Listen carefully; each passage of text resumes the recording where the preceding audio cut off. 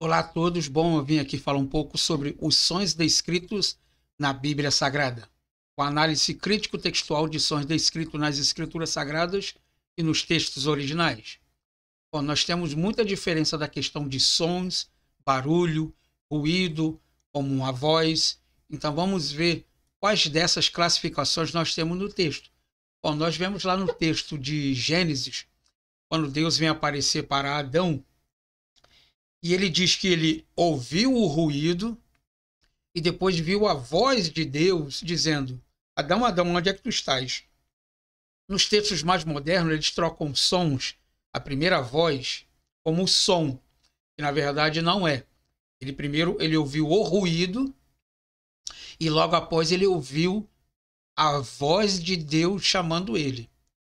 Ainda que a mesma palavra hebraica, kol, tenha o mesmo significado, nós temos que entender que dentro do contexto ali tem que se saber se é voz ou se é ruído. Então nós vemos aqui a palavra grega fone, ou ela pode ser escrita também como foneis, tá? Que é o nome nativo singular feminino, ok?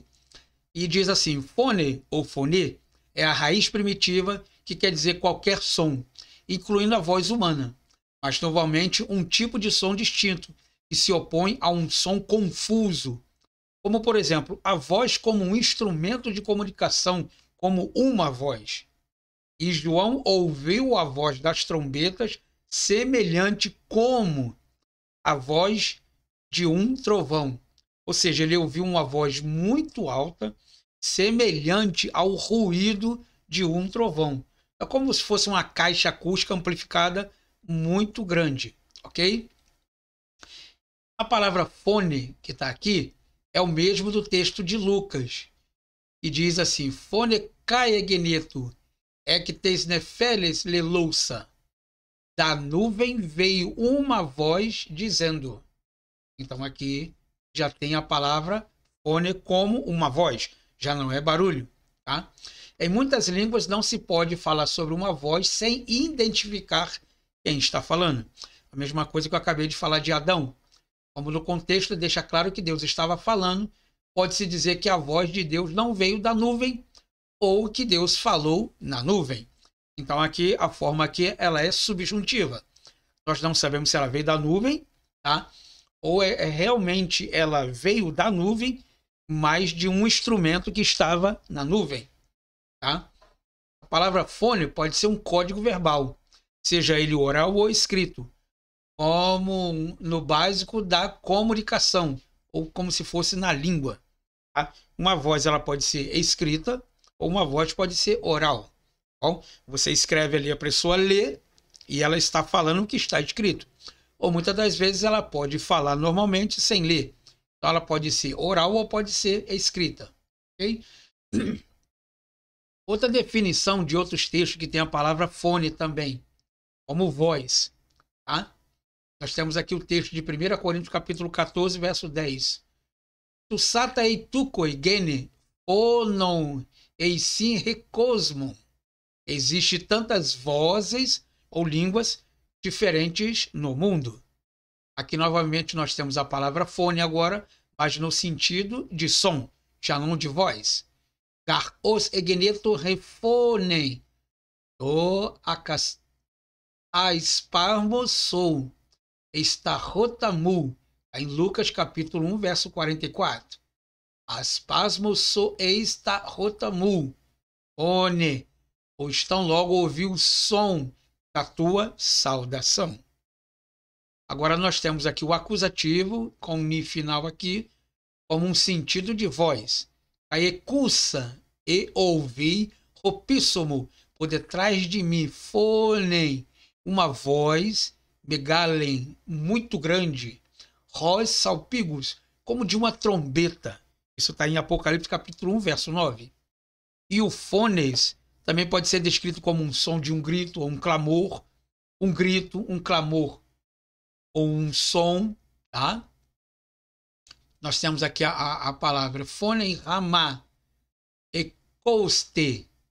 Ouste aqui, ele está no aoristo passado, tá? Um grito foi ouvido em Ramá.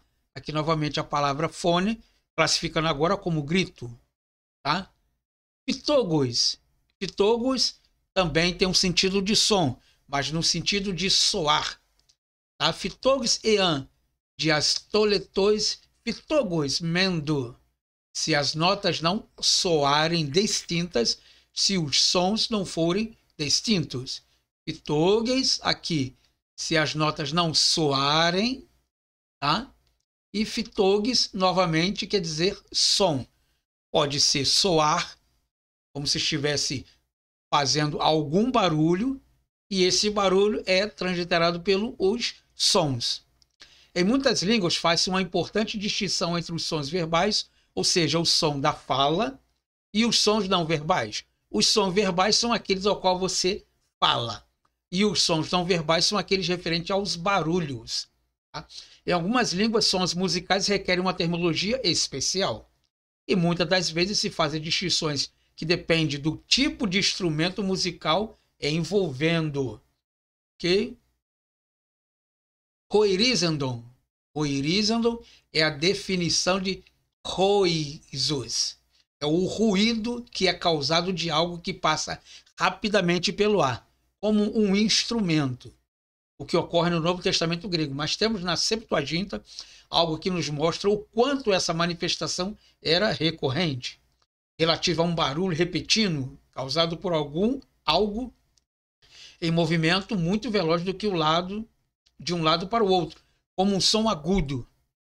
A locução como um barulho repetido pode ser traduzido por de repente e como um estrondo, ou rapidamente e como um barulho, como se fosse um deslocamento de ar. Tá? Ouranoi, horizondon pareleisontai.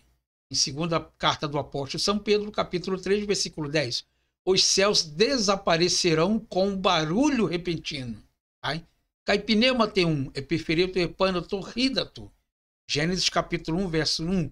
E o Espírito de Deus andava velozmente sobre as águas. Epifereto vem da palavra fero, que quer dizer se deslocar. Epifereto aqui tem aqui a adição, o aumento, né? Vamos dizer assim, o aumento, e que significa o verbo do imperfeito, tá? Então ele andava velozmente de um lado para o outro, muito rápido, ok? Epifereto, a raiz de fero, como eu acabei de falar agora, é veloz, velozmente, é rápido, tá?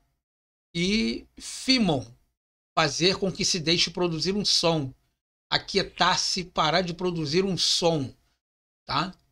E nós temos aqui perfimoso, se acalmar ou aquietar, ou seja, como se o som tivesse agora diminuindo. É como se tivesse um microfone ligado e de repente você começasse a diminuir o som dele, ok? Nós temos a palavra boal, um grito, num volume fora do comum, como se fosse clamar, gritar.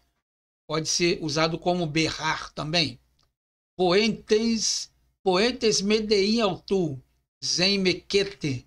Mateus capítulo 27, versículo 46. Gritando que ele não deveria mais viver. Anaboal peritem enatem horan. Nebose roiesus fone megali. Por volta das 3 horas, Jesus gritou em alta voz. Então, fone aqui, tá? Megalin fon pode ser gritar, ou fone megalin pode ser alta voz, que na verdade um grito é uma voz muito alta. Boe, o boy, o som de um grito no volume de um grande som fora do comum, que é clamar, gritar ou simplesmente berrar. Assim nós temos no texto de Tiago, capítulo 5, verso 4.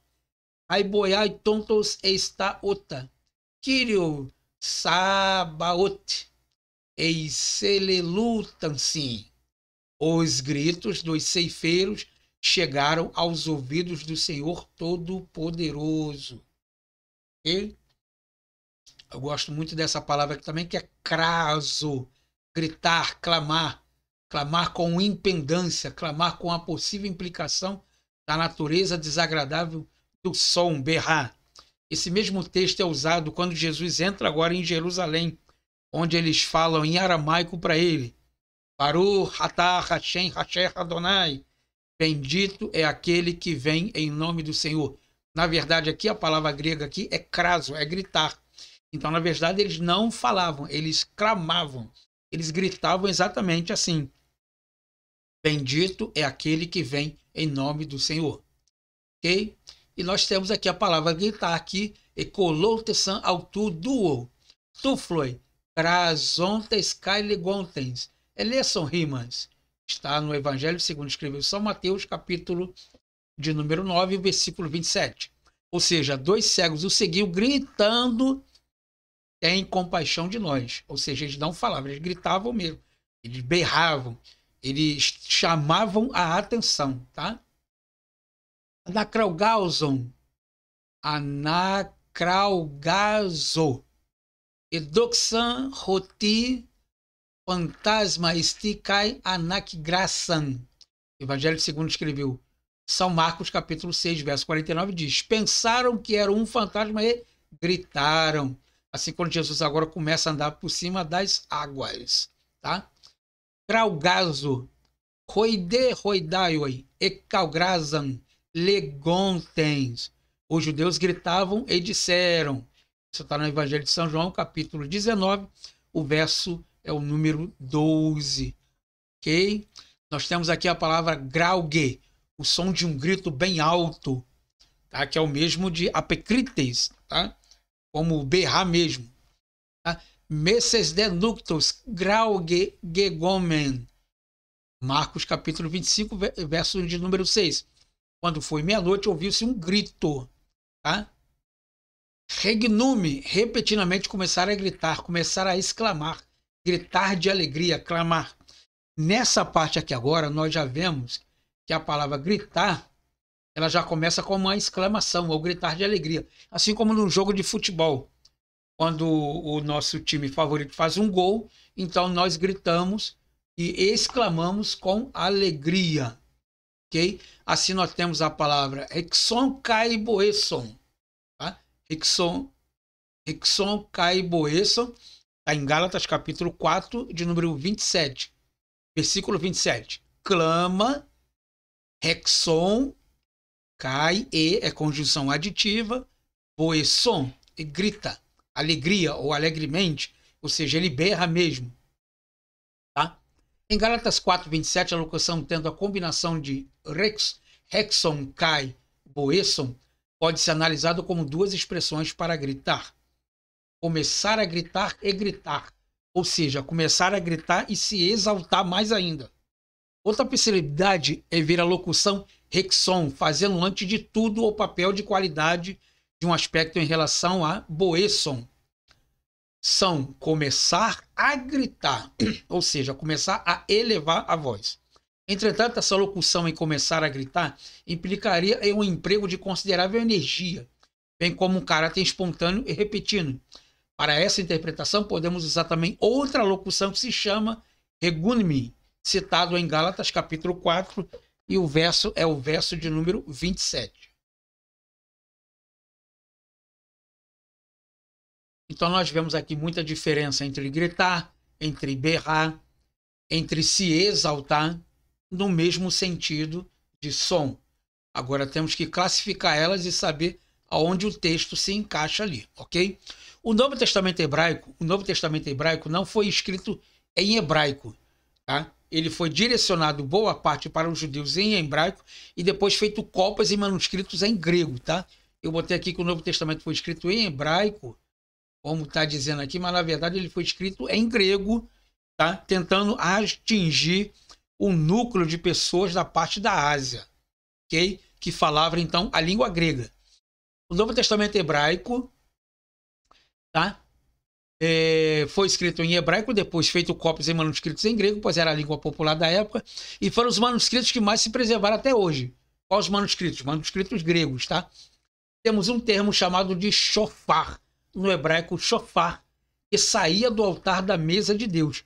Na verdade, era um chifre semelhante a um alto-falante, vamos dizer assim, né?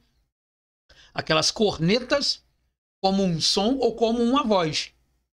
como de um alto-falante, como diz lá no hebraico. Então eu ouvi uma voz que saía das 4 pontas do altar de sacrifício, da mesa de som, tá? Não da mesa de sacrifício. A mesa de sacrifício é outra coisa. Saía da mesa de som. Então, na verdade, é como se fosse um amplificador, tá? Que teria, então, ali nas 4 pontas ali, um alto-falante semelhante a um chifre, assim, a um chofar, e dali, então, saía a voz de Deus que ele se comunicava com o seu povo, ok? Então, essas daí são algumas terminações da língua hebraica e grega em relação a sons, tá? Eu sou professor, sou pastor de teologia, teólogo, sou consultor bíblico, sou juiz de paz eclesiástico, sou diretor acadêmico da Faculdade de Teologia aqui de Duque de Caxias, no Rio de Janeiro.